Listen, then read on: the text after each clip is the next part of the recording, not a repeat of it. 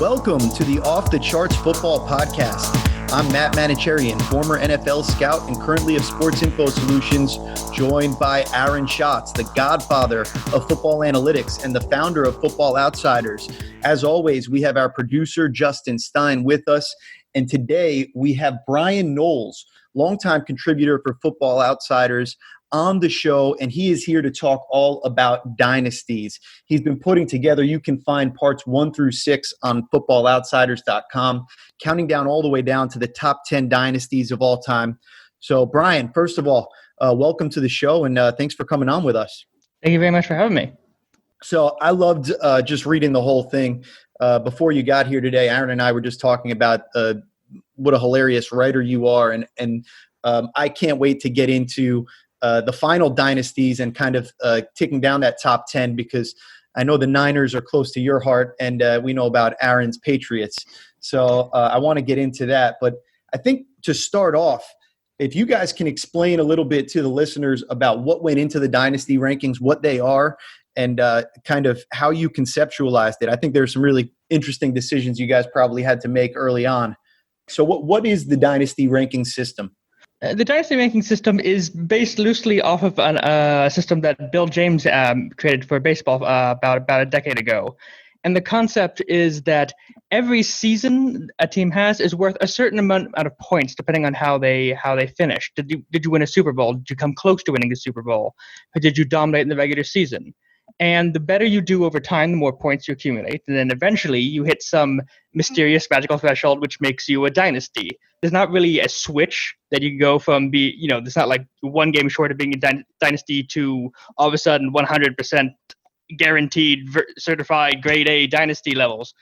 As a team continues to win and continues to pile up championships and division titles, they slowly gather more and more dynasty points. So that kind of judges the quantity of a dynasty, as we decided to call it. The how dynasty-ish are you? So a team like the 2016 Patriots, who stormed through the regular season, destroyed everybody, and then ended up winning the title, earned 6 dynasty points for their season.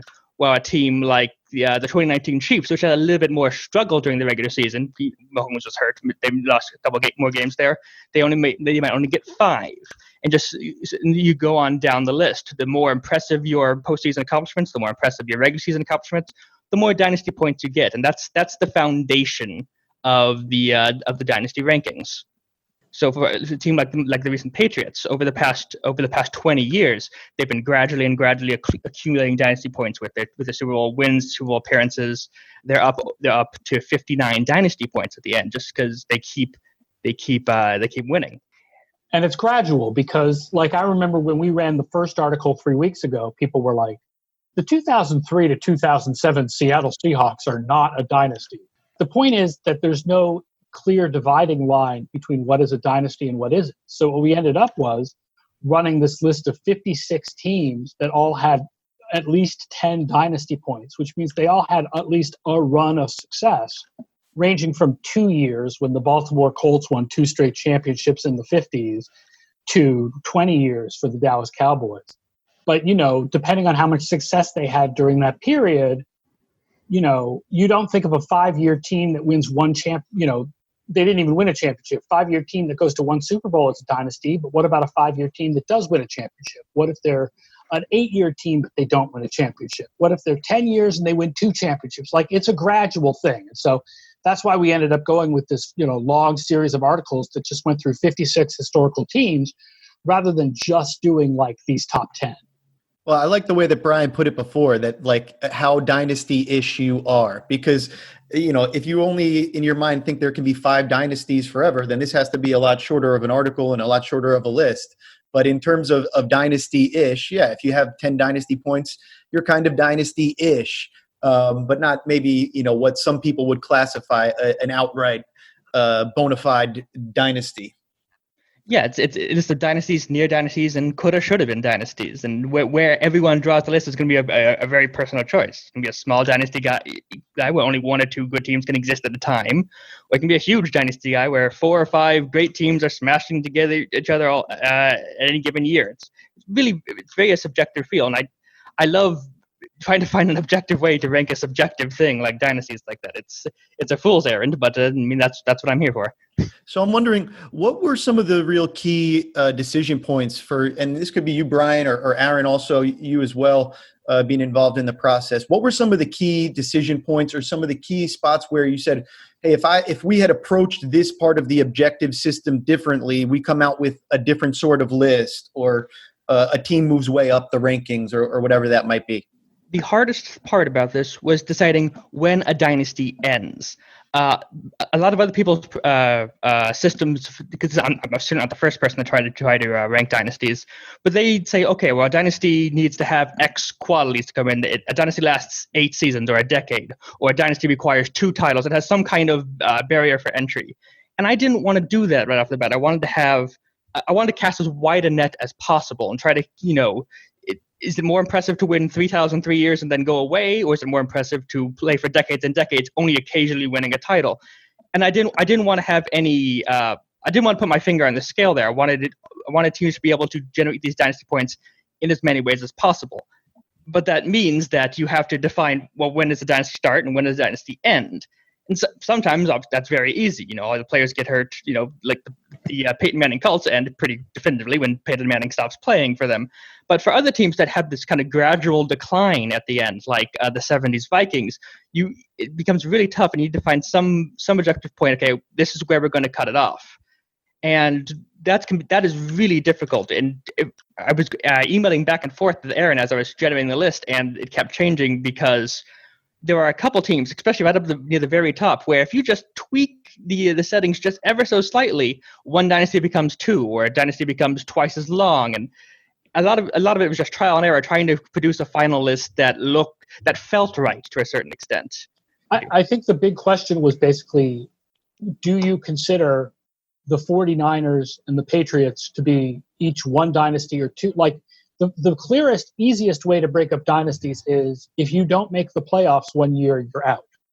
But if you did that, then the 49ers their dynasty would break in 2 because they had 1 year where they didn't make the playoffs. And the Patriots dynasty would break in 2 because they had 1 year where they didn't make the playoffs. But that's not how we think of the 49ers and the Patriots. And that definition also doesn't work before about 1990, because the Packers missed the playoffs a couple times in the Lombardi era because there weren't playoffs. The playoff bowl, the third place game, doesn't count. So you have to have some kind of system that works throughout the entire history of the NFL, and that can get very tricky sometimes. Brought up something that I don't know anything about, which is the playoff bowl. Is that really the name of what the third place game was? Yeah, in the 1960s, the NFL had an unofficial game, an unofficial postseason game they called the playoff bowl, to determine the third best team in football. Vince Lombardi famously called it a hinky-dink game played in a hinky-dink town by hinky-dink players, because that's all third places, hinky-dink. That's awesome. All right, so we talked a little bit about how the list came together and how you conceptualized it. Before we get into kind of the top 10, I wanted to ask, are there any teams that were not in the top 10 that you were surprised by, or that you thought were maybe a favorite dynasty to look back on that might otherwise have been forgotten? The thing I wanted to see, first of all, when I made this list, is where the 70s Vikings and 90s Bills would fall in relationship to one another. The two dynasties that never won a title.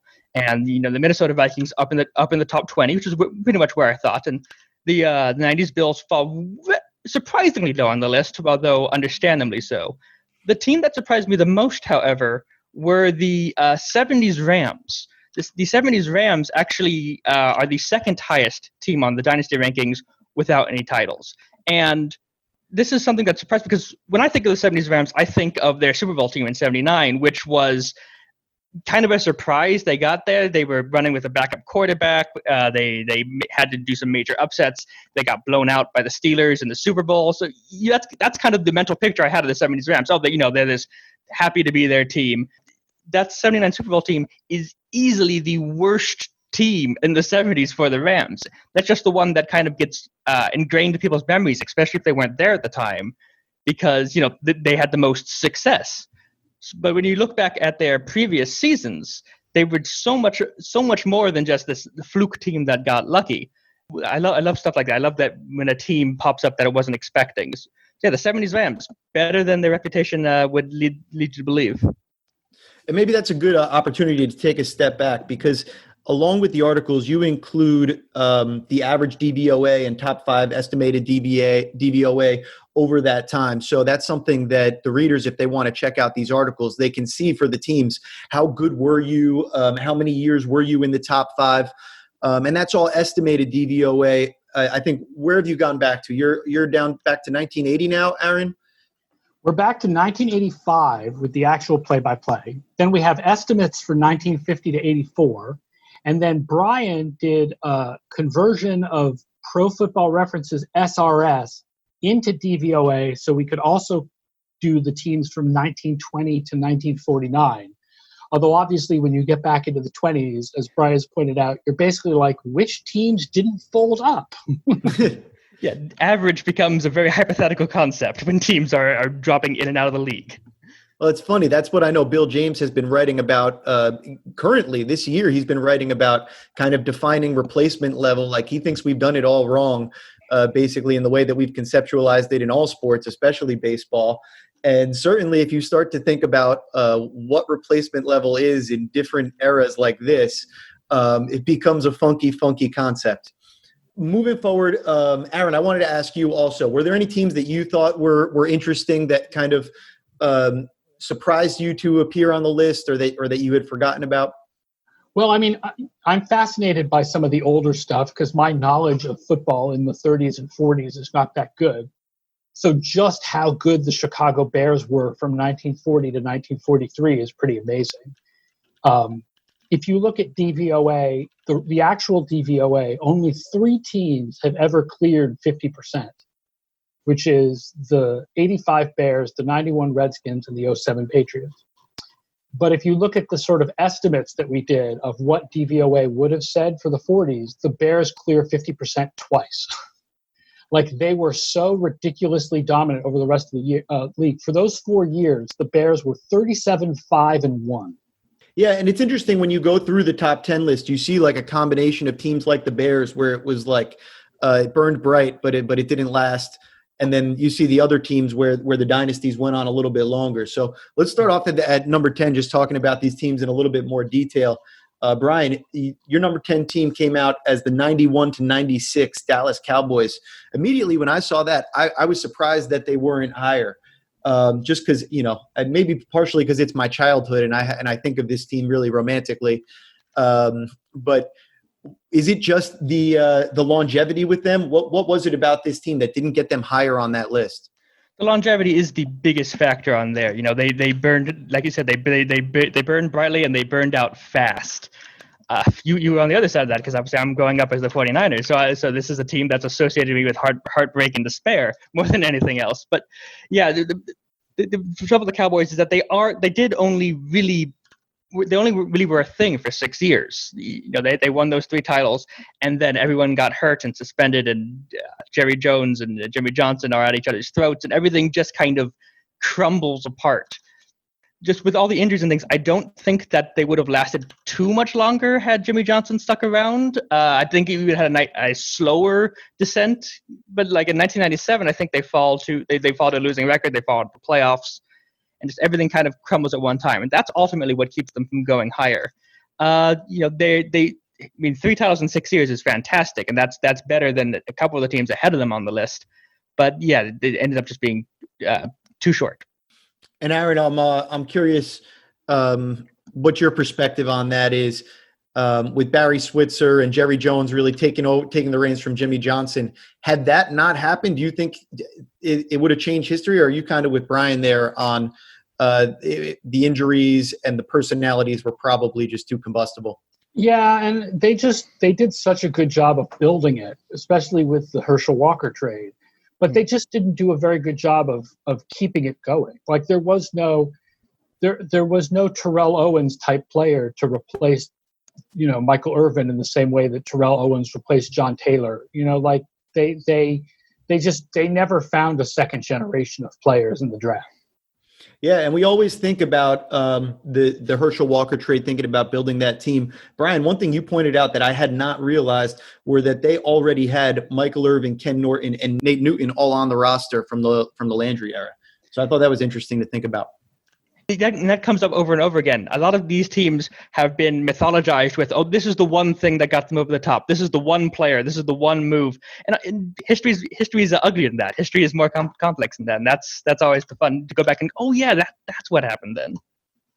Okay, let's go back in time for the number 9 dynasty, which was the 1935 to 1944 Green Bay Packers.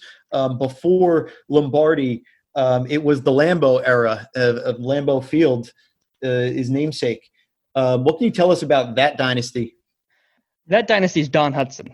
Don Hutson, the greatest receiver of of at least the pre-modern NFL age. Hutson he's credited with basically coming up with the idea of doing pass routes instead of just kind of go deep and I'll chuck you the ball, having precise. I'm going to run here and cut there. Hutson was just absolutely amazing. There were people swear to this day, there's no film of it, there's no footage of it, but that he caught one of those old fatter NFL footballs, because before the 40s the football was a different shape. He caught it in full stride, one-handed, palm down, with the ball round down his ankles. And there's been never any footage of this, sometimes you think that he was just so much ahead of the game that people just couldn't believe what they were seeing and are just making up these almost tall tale levels of explanations of, well, I once saw Hutson jump out of the stadium, and I just once saw Hutson, I once saw Hutson run through a man. Cool Papa Bell could turn the light off and be back in bed before the light even went on. Hey, a 9.7 100-yard dash, that might actually be that fast. That's pretty ridiculous.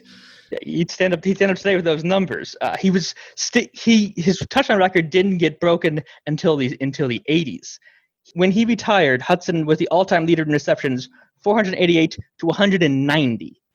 He's still in the top 100 in career receiving yards, and he hadn't the only player before 1950 to be there. He was a generation ahead of his time. And for a lot of these teams from the 20s and 30s, if you have a player who's a generation ahead of their time, they're just no one can possibly catch you.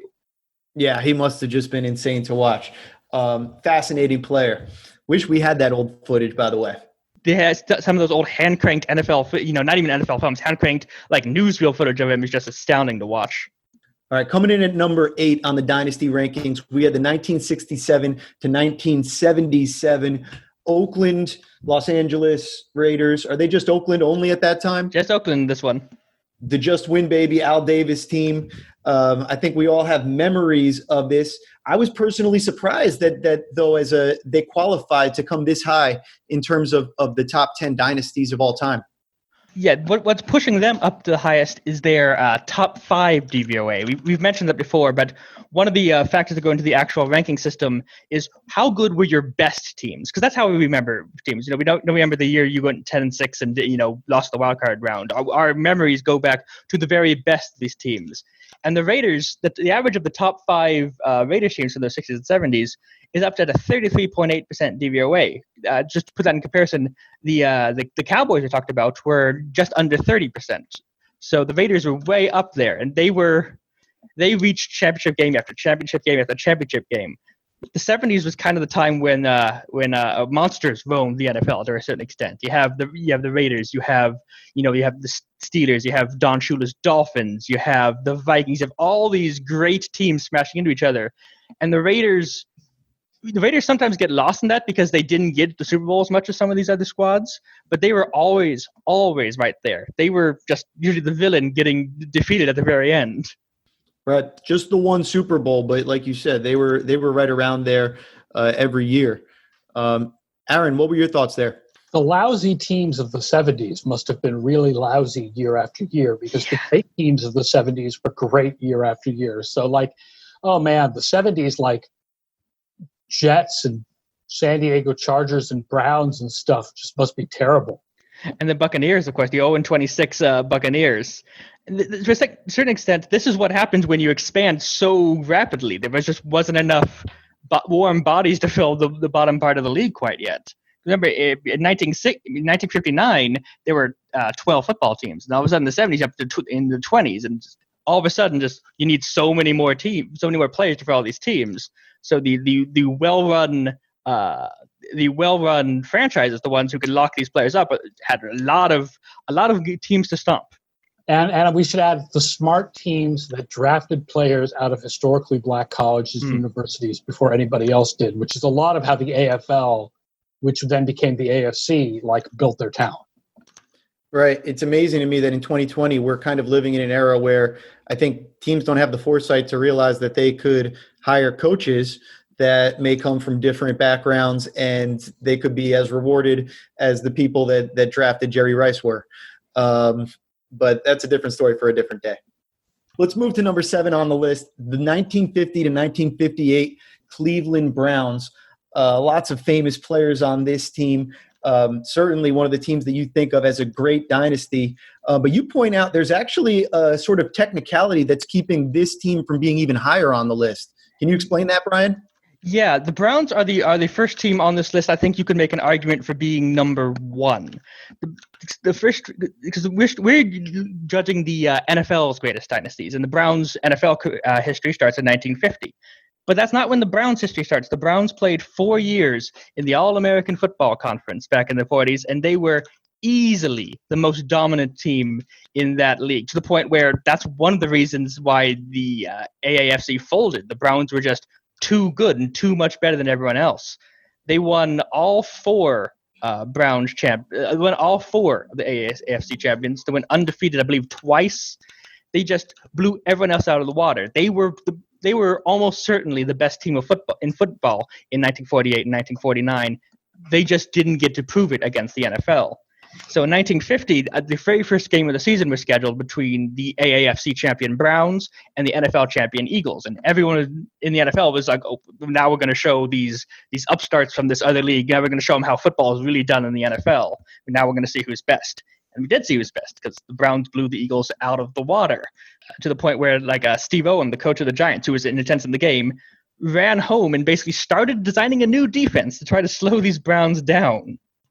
Yeah, it's awesome stuff. And Aaron, I know we were talking a little bit before we started recording. Can you explain the difference that you were explaining to me about how Football Reference, ProFootballReference.com has the AAFC stats on there, but how the NFL approaches those years? Yeah, I find it kind of fascinating because the official NFL rule is that the AFL counts as NFL history, but no other league does, including the AAFC. Even though the AAFC did sort of merge with the NFL, they don't count AAFC history as NFL history. It's interesting that on ProFootballReference.com, they do actually have the AAFC history because they don't have any of the other minor leagues. There's no 70s World Football League. There's no USFL. There's no XFL. But they do have the 4 years of the AAFC are listed. So they do list the entire history of the Cleveland Browns on there. And yeah, the Browns won all 4 championships and they went 14-0 in 1948. They just completely destroyed the whole league. But it's like, there's enough of an argument on this list we had to go through trying to figure out what to do with the early 60s AFL. Because we know that by 1968 and 1969, the AFL and NFL were pretty on par. And you had the joint draft, the combined draft. But in the early days of the AFL, there's no question the AFL was a minor league compared to the NFL. But you're supposed to count that as if it was NFL history, but you don't do the same thing for the AAFC. The difference is that only 3 AAFC teams made it into the NFL. Right, one of which folded after 1 year. Exactly. Yeah. If you look at it, the Baltimore Colts, they came from the AAFC. Well, it's not those Baltimore Colts, it's a different Baltimore Colts because the history of the NFL wasn't confusing enough as it is. Right. Specifically the Baltimore Colts being a thing and then not being a thing and then being a thing again. And then the Indianapolis Colts and then the Cleveland Browns and then the Baltimore Ravens. Yeah. I just get a kick out of the fact that the Miami team in the AAFC was called the Seahawks. So that's not the same franchise, I imagine? It's not the Seattle Seahawks. It's a different franchise. Miami Seahawks. All right, let's get back to the list. The number 6 team on the list was even more shocking to me than seeing the Cowboys at number 10, because part of the thing I thought, okay, the Cowboys are only number 10. But one of the teams that come to mind as potentially being up above them is the 1972 to 1979 Pittsburgh Steelers, the Steel Curtain. So what is going on that the 70s Steelers are not even the best team of the 70s, according to this ranking? Well, I need to make sure I say right off the bat, it's not because of the defense. We have our estimated DVA going back to 1950. No individual Steelers defense quite makes the top 5 of all time. 3 different defenses from 73 to 76 all make the top 11. So that is the greatest run of defenses in NFL history. The 80s Bears can't claim that. The Legion of Boom can't claim that. The Purple People Eater Vikings can't claim that. That Steel Curtain defense was as good as anyone for as long as anyone. The big problem with the Steelers' rankings, their top 5 DVOA is lower than any of the teams above them, mostly because their offense wasn't anything particularly special when we're talking about the greatest teams of all time. Obviously, it was more than fine with Franco Harris and Rocky Bleier running, and Terry Bradshaw eventually becoming Terry Bradshaw eventually living up to his legend. His first couple of years are not very good at all. And eventually he kind of grows into things as Lynn Swann and John Stallworth come in. He doesn't even know how to hold a football properly. So it doesn't surprise me that he was the thing that was holding them back. The other problem they have is that one of the metrics used in the system is what I call quality seasons, because we want to reward a team that goes to the Super Bowl a lot, or finishes 13-3, 14-2, does all these great seasons. And we don't want to reward a team too much that's extending their run with, they had a wild card loss. We want to reward teams for greatness. And the Steelers, in their 8 seasons, only had 4 seasons we count as quality, the 4 Super Bowl years. They didn't have a year where they went 12-2 and then lost the AFC Championship. They didn't have any of those. They didn't have a Patriots 16-0 and losing the Super Bowl kind of year. They were very much all or nothing. The big one there is 1977, because they were 9-5 and lost their first playoff game in 1977. 1976 is an interesting one because they went only 10-4, but by estimated DVOA, they were actually the best team that season. That's the team that lost games early. They started 1-4. Then won the rest of their games and basically shut out everyone in the second half of the season. They were banged up going into the AFC Championship. That's both Franco Harris and Rocky Bleier missed that game. They were both 1,000-yard rushers, and neither were available for the AFC Championship. And that's the one year the Raiders finally got past the Steelers to win their one Super Bowl in the 70s.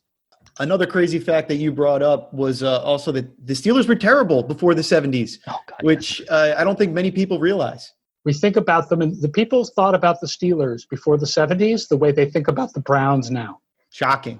All right, we already talked about number 5 a little bit. That's the 1940 to 1943 Chicago Bears. I don't think we know a whole lot about this team other than what we were talking about before. Certainly, we know they won this 73-0 game. But what was this team? How were they built, and what were they doing that was allowing them to be so dominant over that time? The Bears have been, this is the team that really implemented the T formation offense on a full-time scale. This is when the Bears found Sid Luckman and decided that we're going to run this what we would consider today a modern passing offense, and the league was not ready for it in any way, shape, or form. They just came in and destroyed everyone. They'd been taking the T a little bit before that, but they didn't have their guy behind center, which is Luckman. Luckman still holds a ton of Luckman still has all the Bears records and still is quite near the top on quite a few of the all-time records. His 1943 season is it's still today the numbers jump off the page at you. They're basically 2 quarterbacks at the time. There was Sid Luckman and there was Sammy Baugh, and they're the only ones who look like modern quarterbacks. Yeah, the irrational Baugh-Luckman thread goes crazy on 1940s Football Outsiders, which I'm assuming is a low-key radio broadcast somewhere. Hey, it's funny that we think of all of these dynasties, like historically, I think of NFL dynasties, I think of ground and pound, but it's even in the first half of the 20th century, some of the teams that were really getting out ahead of people, they were the ones with passing games that separated them, with new ways of approaching receiving, running routes and pass protection. So I find that fascinating that even back then, it was similar in terms of what the innovators were doing. Football's always been about spreading the field and trying to find open space, and the passing game is just whoever's been the most creative in the passing game has generally been at the top of the league. The NFL, the ground and pound thing is the 70s. That's it. It's just the 70s. Like even before the 70s, it was all about passing one games. And then after the 70s, it was passing one game. And the other thing is just, running game is more important in college football. And a lot of people grow up with college football as their first experience in the sport with option plays and triple option and all that. But for the most of NFL history, it's been about the pass. One last thing about the Bears I need to mention is that their run gets broken up by World War II. They have another team in the late 40s. Bears are on the dynasty list as well. Just it turns out that quite a few of their players had something more important to do from in the mid 40s. So the dynasty gets split into two. If you give them a pass for that, if you say, well, we're just going to pretend World War II didn't happen and smush the two dynasties together, they jump all the way to third on the list. They are right near the very top. They were better in the first half of the 40s, but they came back from the war and won a couple more titles. They're just astoundingly good. All right, let's move to number 4 on the list. A dynasty that runs over 20 years, the 1966 to 1985 Dallas Cowboys. What do you got, Brian? When we talked about the 90s Cowboys, Aaron mentioned that, they never found that next generation of players. They never found that next, those replacements as players go by. Well, there might not have been a better team in NFL history at finding those replacements than these Cowboys. You had Tom Landry, you had Tex Schramm, you had Gil Brandt, and they were basically running a modern front office back before anyone knew what the heck they were doing to a certain extent. They are the fathers of modern scouting and modern evaluation. The first to use computers to kind of analytically evaluate and sort through these prospects. They were willing to go to places where other people weren't. They went to small schools to find people like Cliff Harris or Drew Pearson. They were willing to try non-football athletes at football positions like Bob Hayes, the world's fastest man, or Cornell Green, the basketball player. They took chances on players who they weren't sure if they'd play in the NFL. Roger Staubach had his Navy commitments. Herschel Walker was signed to the USFL. They were willing to take these chances and go places where other teams weren't. And that's why they were able to just keep finding new talent over and over and over again. Certainly, coming up as a scout, you hear the legends of Gil Brandt and what he was able to build there. But it's really hard to really understand the magnitude of it until you look at the list of players and until you look at just the sustained run of success that you're talking about.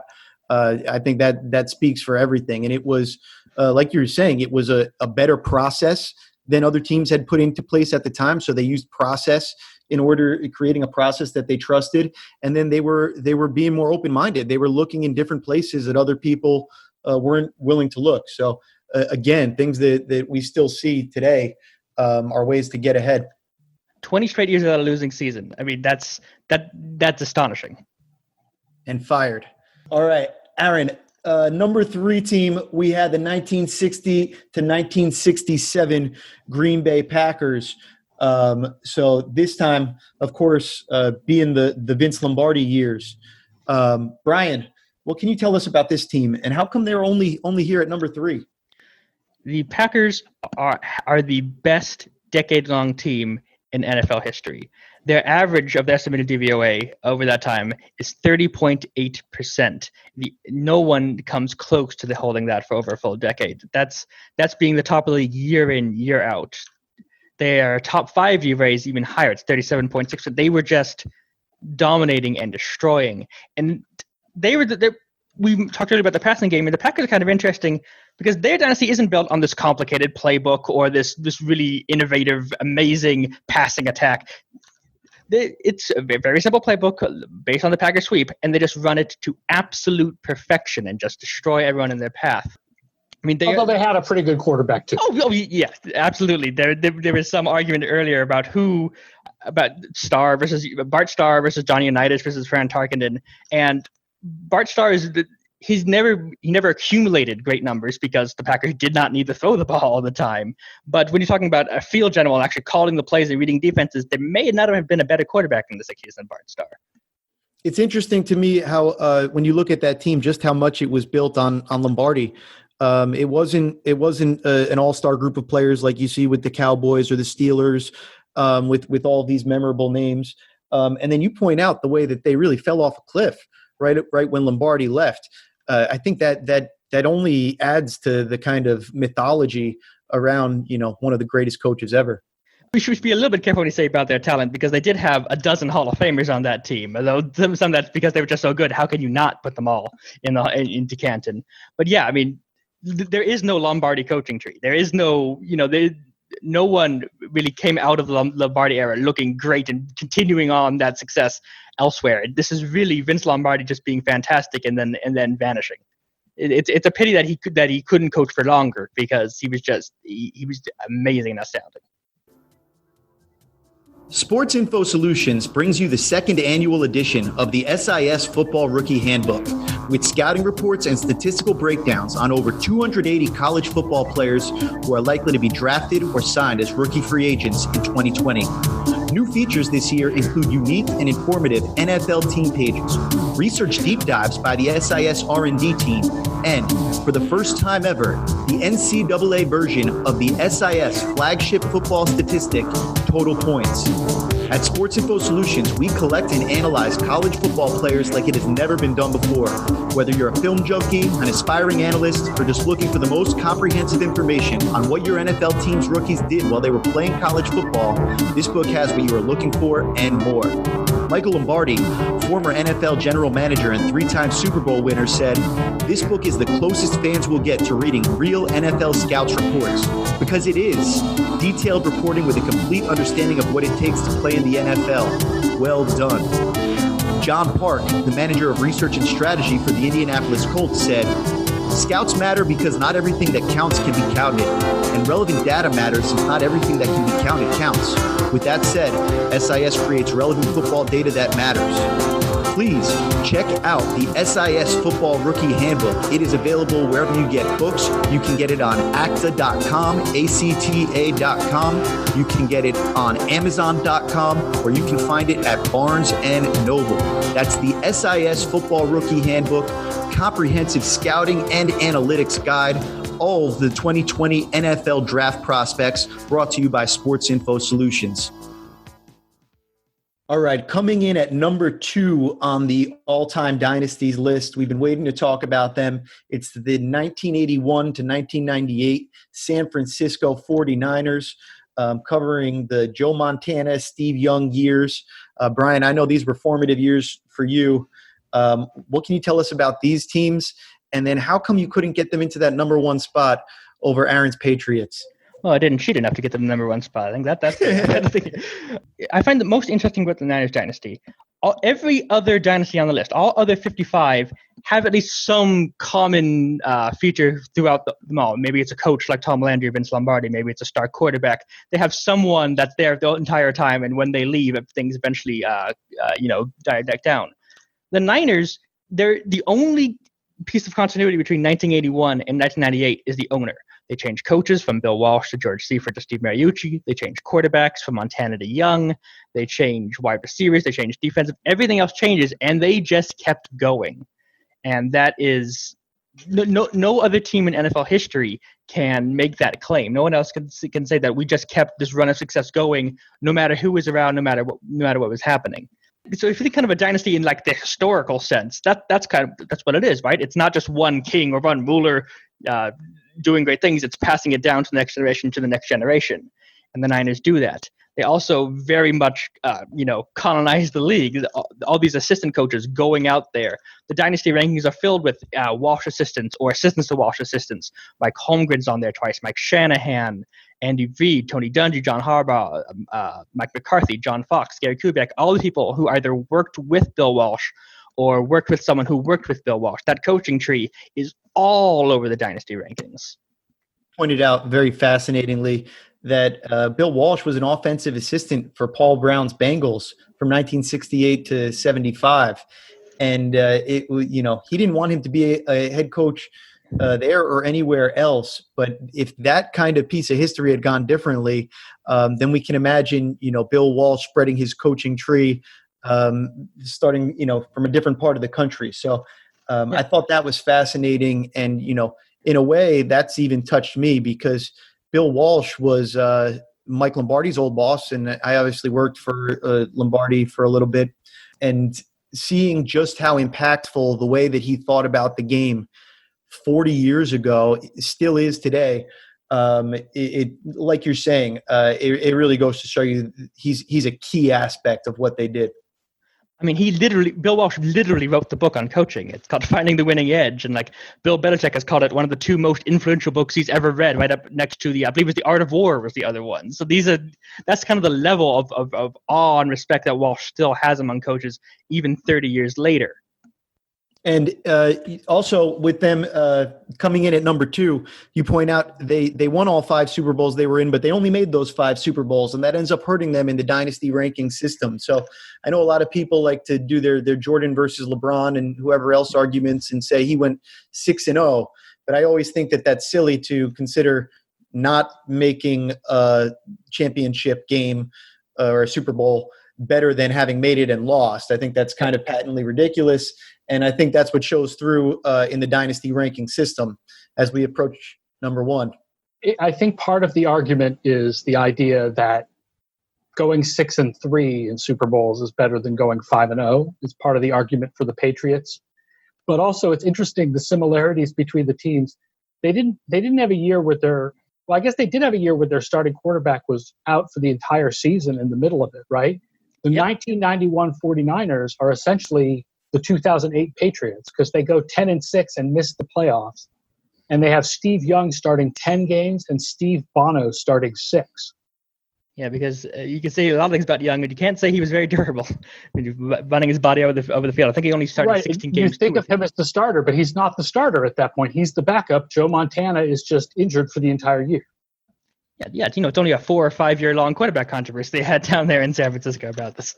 That's the only reason Young came is they thought that after Montana had been hurt in 1986, I think it was. Bill Walsh said, Montana's never going to play again. Come over here and you'll be the quarterback. And then Montana shows up for the 87 season as fit as a fiddle, and you trigger 4 years of fighting for the starting job. An embarrassment of riches, certainly, for them at that position. And then, like you pointed out, Aaron, right there, both them and the number 1 team, the 2001 to 2019 Patriots, they had a couple of years in the middle with the quarterbacks. For them, it's the Brady injury, where if it had really been 2 negative seasons in a row, all of a sudden these dynasties get broken up into different parts, and then these teams drop down the list. But both teams able to be just good enough in those years to kind of maintain the dynasty and keep it alive. So number 1, the 2001 to 2019 New England Patriots. I think it's important to note that this one might not be over. It might still be going for all we know right now.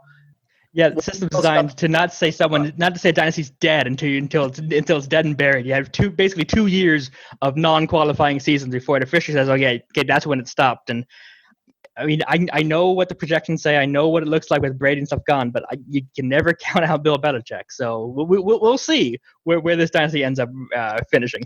And even if you count them out for this year, that doesn't necessarily mean you're counting them out for 2021. And based on the rules of how we're doing this, if they have a good season in 2021 and win a playoff game, then the dynasty continues. Because plenty of these dynasties had one bad season in the middle. Right. Everyone's allowed an off year every now and then. It's really interesting to me when you look at the Patriots and kind of the Patriots specifically, just seeing how it's been Belichick and Brady and everything else has changed. I'm sure they've had great players in there. Gronkowski's probably the best tight end that ever played. But really looking through and the remarkable thing about them being this isn't the 50s. This isn't the 70s. This is free agency's a thing now. And we've got all kinds of rules that are meant to make parity. And yet this team has still managed to do it. And they've managed to do it kind of within the rules of the time that I think has really been the genius about it. I'm fascinated by it. And even though they're doing something in this new time that I didn't think was really possible in the age of parity that we're in, you look back at it and it's the same sorts of things that whether you look in the 40s with the Bears or you look in the 80s with Bill Walsh, it's just thinking a step ahead of everybody else and having a little bit more cleverness, a little bit more open-mindedness, and just a little bit more foresight. That like you said, Brian, using every inch of the field is really what it's all about, and they've been able to do that no matter who's been on the roster. Yeah, I mean, we'll never see a laundry list of superstars like the 89ers or the 70s Cowboys ever again, presumably. But the Patriots have just shown that yes, you can be dominant year in and out, even in the salary cap and the free agency era. You just have to be incredibly good at finding new players. It's interesting because we always hear this thing about, the Patriots dynasty didn't even have many Hall of Famers. And it's sort of a ridiculous statement because even if we're going to argue about the guys who are on sort of the edge, who might make it and might not, like Richard Seymour or my personal pick, which is Rodney Harrison, because of his Chargers time, not just his Patriots time. But the fact is that the Hall of Famers for the Patriots are not Hall of Famers just because they're still active. Right? Like Adam Vinatieri will be a Hall of Famer. Rob Gronkowski will be. Tom Brady will be. Bill Belichick will be. They're just not because they're still active. It doesn't mean there aren't Hall of Famers on this Patriots team.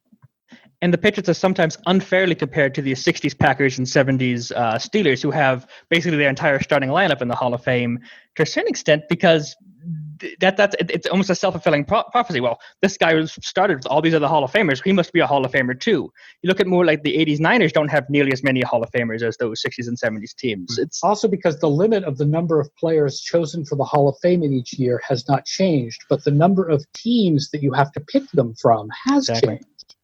Now we're just pointing out all the different problems that the Hall of Fame has. Oh, that could be a whole show. We'll have to circle back for that one. That'll be a whole show. We can just bitch about how Alan Faneca hasn't gotten in yet. Awesome. All right. Well, Brian, thank you so much for coming on. This is fascinating to talk about, and I fully encourage all the listeners to check out footballoutsiders.com.